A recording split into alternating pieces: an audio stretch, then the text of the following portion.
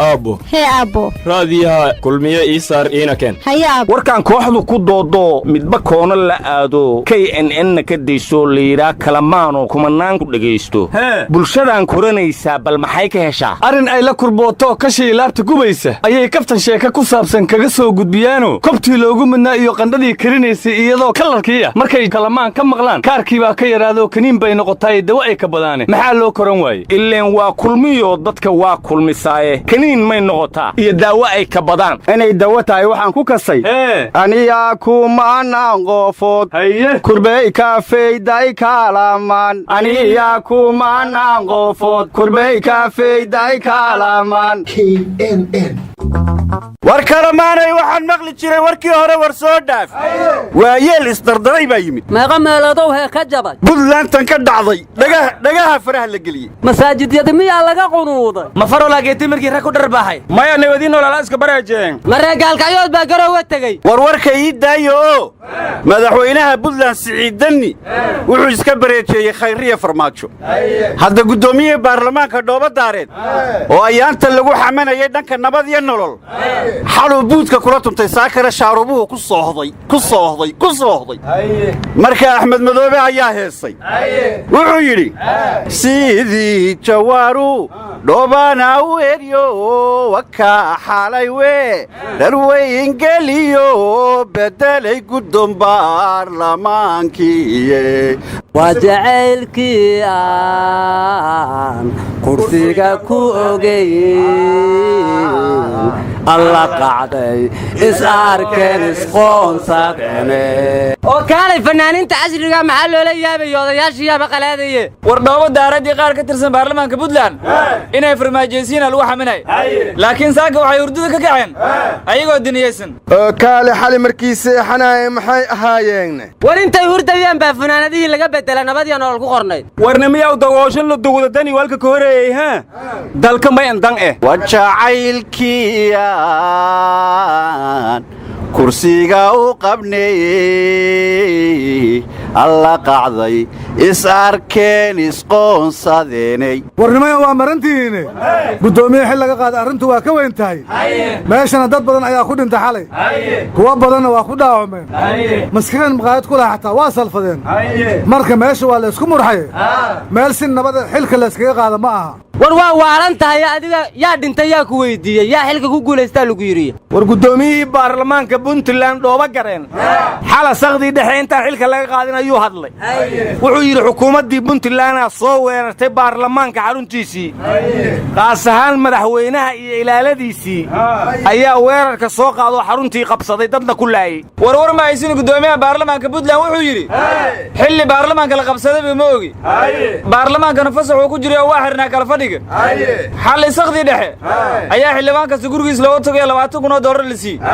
ciyaalka xaafaddana markhaati ay yihiin hadda xilli baarlamaanka la furay iyo xilli cod la qaaday iyo xilli xilkii laga qaaday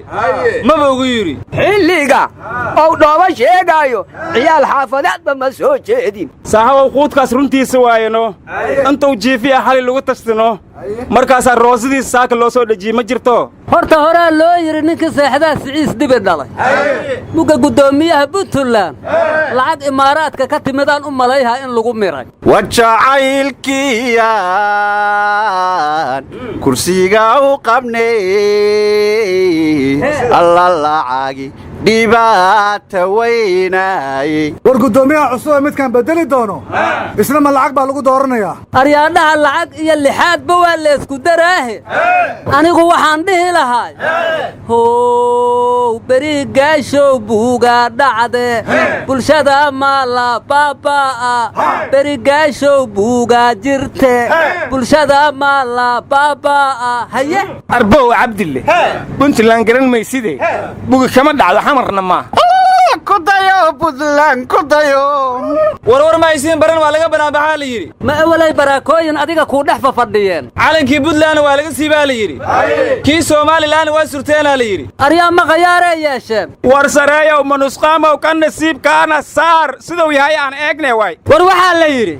haddaad aragtid xoolaha dadkoo lagu ciyaaraayo maamul xumada joogtoo dhan baa lagu ogaadaaye beerihiiyo wax soo saarku way naga dhexeeyaane dekadiiyo canshuuruhuna biyuhuna way naga dhexeeyaane laamiyada magaaladuna way naga dhexeeyaane mooshinka iyo lacaguhuna way naga dhexeeyaane turkiga iyo beesha caalamkuna way naga dhexeeyaan jaamac iswaal iyo doolli moota way naga dhexeeyaane qatar iyo imaaraadku way naga dhexeeyaane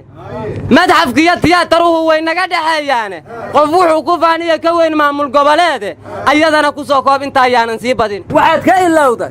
balse beesa soo dheel mata naga dhexay dooninaan war gudoomiyaha xilka laga qaaday ee Puntland talaa loo jeediyey waxaana la yidhi marka hore aqbal xilka qaadista dhacday sheeg khaladaadkii dhacay ee loo maray xilka qaadistaadii sheeg lacagaha laaluushka cidda bixisay sheeg lacagtaasi meesha ay ka timid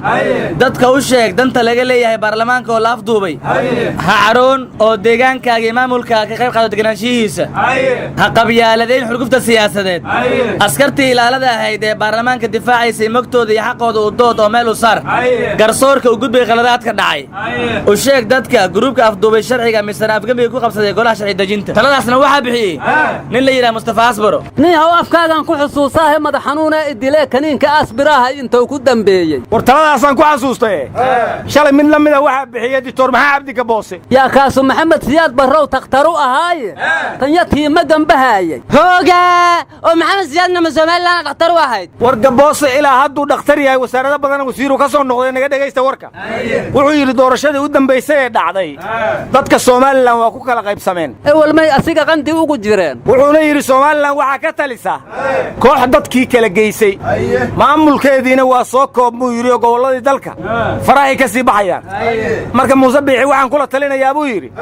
inuu intishaarka kooxda iska bixiyo bulshada dhex galo xaqiiqada soo ogaado war gabar Soomaaliland Ingiriiska wakiil uga ahayd oo ayaan la yiraahdo ayaa sheergaraysay hadalka dictor gaboose kadibna xilkiisa laga qaaday war ma hayside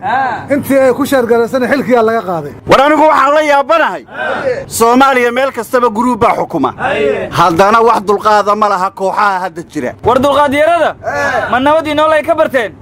iyaga qofkii dhaliilay qarandumis ku tilmaami jiray oo hadda nabad iyo nolol qof dhaliilay miyaan qarandumis ahayn war ma haysaane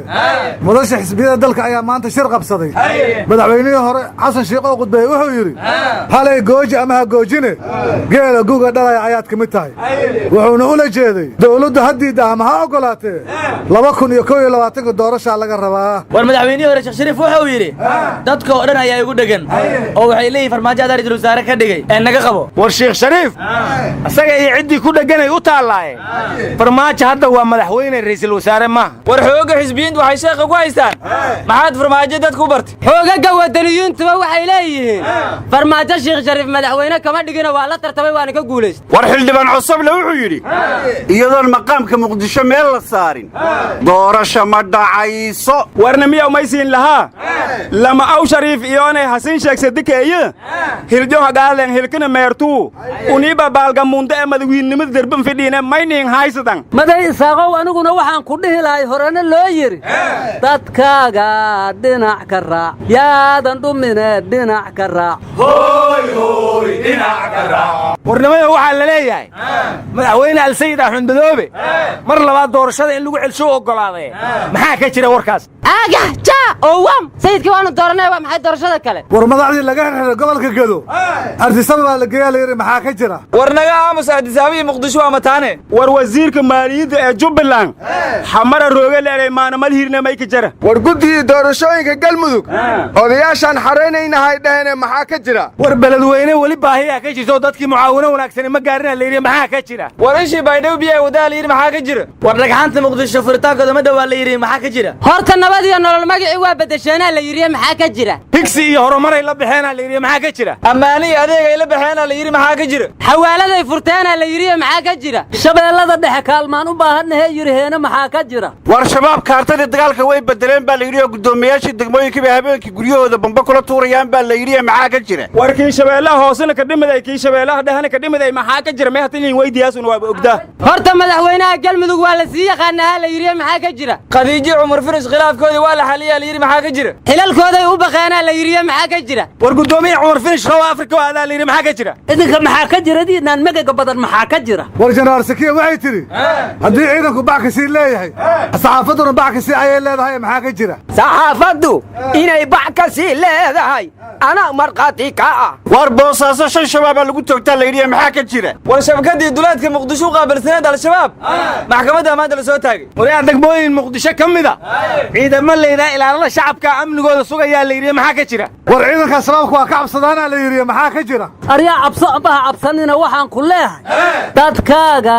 dhinac ka raac yaadan dhumine dhinac ka raac hoy hoy dhinac ka raac hoy hoy dhinac ka raac hoy hoy dhinac ka raac